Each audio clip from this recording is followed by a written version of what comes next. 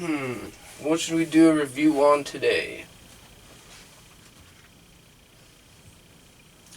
Oh, here's a good one. Oh, hey YouTube. So today we'll be doing a review on my Walther P22. Hey, I just bought myself Walther P22. Wanna go shoot it? To the range!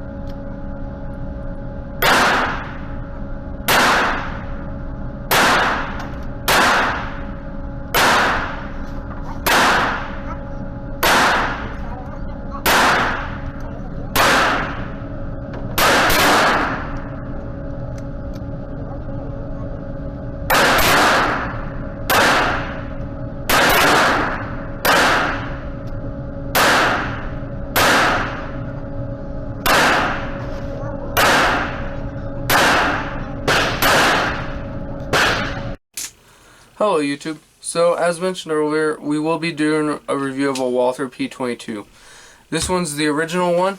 This is from 2008. This one's the Walther P22Q. They released it as the 10-year anniversary of the Walther P22. And this gun we bought about 3 weeks ago. So first we're going to safety check them. So we're going to release the mag with an empty magazine. Nothing in the chamber. This one's safe and good to go. Empty magazine. Nothing in the chamber. Looking at these, they're a 10+1 semi-automatic pistol. They're a single action, double action with a hammer. They also have a traditional 3-dot sight system. I don't know if you can see that there.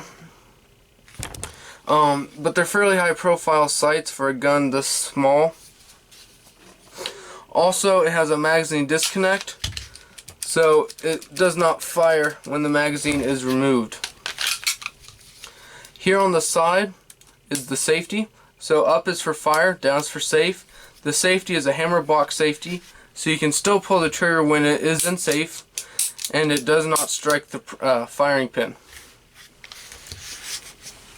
Looking at this, the ergonomics are the same on both of them. You have a ambidextrous magazine release right here that can be actuated with your index finger or with your thumb, or if you're left-handed, it's also same way, just opposite. The biggest difference between these two guns is the texture, and the slide here on the P22Q is a little bit more squared off.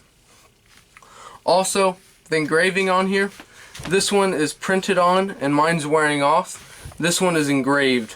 It says Walther, this says Walther P22. If you look on the other side, it says Walther P22, this is engraved with Walther P22. If you look at the serrations on the slide, the serrations on this slide is much higher than the serrations on this one. This is about half of what it is on the new model. This black stripe on both these is the takedown lever. And then the biggest feature that's missing from the new one, which is in my opinion a great thing, this has a safety switch where if you turn it, you can stick it and turn it off, and it renders the gun as a paperweight and it's completely useless. The new gun does not have that, which I think is a very good thing. If you look here, there's nothing, but if you look here, there is a circle and it says safe and then fire.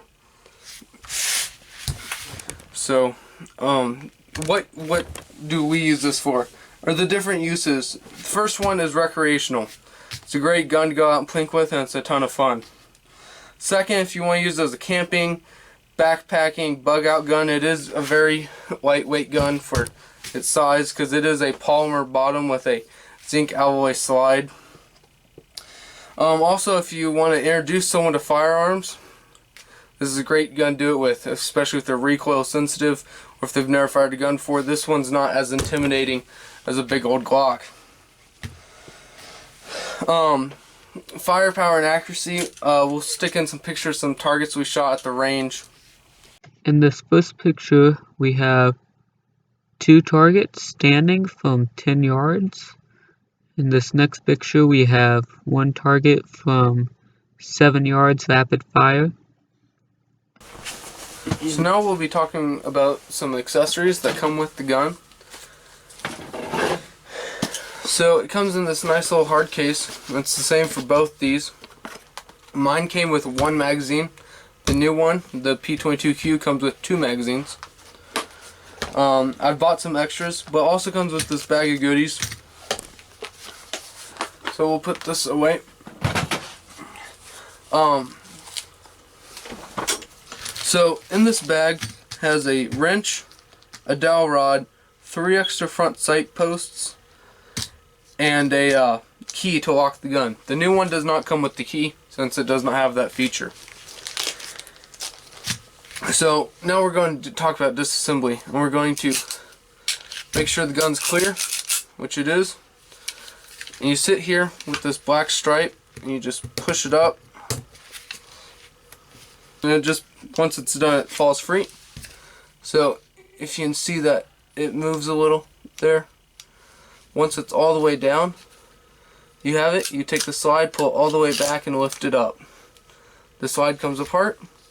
Then here you have the recoil spring and the guide rod. And then you have the lower. If you look here, this is a 3.5 inch barrel, and the screwdriver, the wrench, you can sit here and turn it off and unscrew it, and the barrel shroud will come off. And then you can buy you can get new barrels. You can also get our shroud. The big thing with this, I think, is you can buy a adapter that sticks out the end with threads if you want to add a suppressor. It's super easy to add a suppressor on if you want to pay the tax stamp and buy a suppressor. This is the gun from 2008. We've put about 8,000 rounds through it, and it's starting to recoil funky. So we're looking at some accessories, and looking on Amazon, they have a recoil spring you can buy that's all captive, so it's one piece and you don't have to worry about all this. And we're probably going to buy that and test that out in this gun. This gun's functioning just fine. This gun's functioning fairly well. It's not as smooth as it used to be, and it doesn't recoil quite right. But it still functions normally. But to reassemble your gun, you take the plastic dowel rod right here, which has no other purpose other than to help you reassemble your gun. And you take your recoil spring assembly, and you sit here, and you insert it in there until it's one piece. And you take your gun, and it slides in there into a hole. And then you take, make sure the disassembly is down, and you just take it, slide it in, and it comes in, and you're good to go. You pop it down, function check, you're good. That's field stripping. Super easy to do. The ammo we use some CCI mini mags, and then I really like using this bulk Remington Golden Bullet. This stuff functions extremely well in these guns. Don't have issues. These guns do have some issues with some other cheap ammunition. Most notably, the Winchester Wildcat rounds have a lot of problems in these guns. When you're firing, it'll fire, eject a shell casing, but will not load another round. With a 10 round magazine, you'll probably experience that 2 or 3 times per magazine with these rounds. Also with the Federal Champion bulk pack, it's even worse. Sometimes it just jams really bad. So I would stick with the Remington Golden Bullets or CCIs. CCIs have no problems in anything you'll ever shoot them in. That said, for it, this is the Walther P22 that we've had for about 2 weeks. I just ordered it off Bud's Gun Shop. It came with 2 magazines, one being the flat-based magazine, the other with the extra pinky boom. And then I ordered 2 more magazines, both with the extra pinky boom. This ends our review of the Walther P22. It is a great firearm I'd recommend to anyone.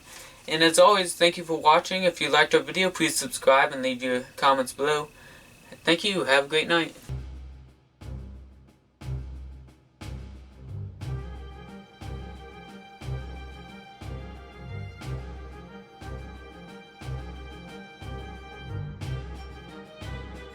Today we're going to do the unboxing of the Walther P22. Just got it from the gun store. Comes with instruction manual, some warranty information. Comes with a gun lock, which but still nice to have.